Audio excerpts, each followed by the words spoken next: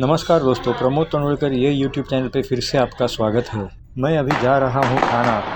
मैं आपको Mumbai metro line 9 का कितना काम हुआ है वो दिखाने जा रहा हूँ, और उसके आगे घोड़बंदर रोड पे लाइन 4A और 4 का कितना काम हुआ है वो दिखाऊंगा। चलिए देखते हैं।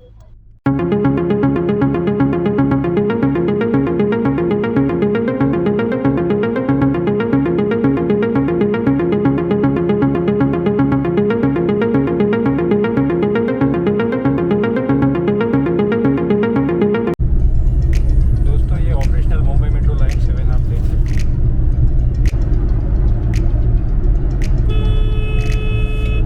दोस्तों, ये मुंबई मेट्रो लाइन 7 है।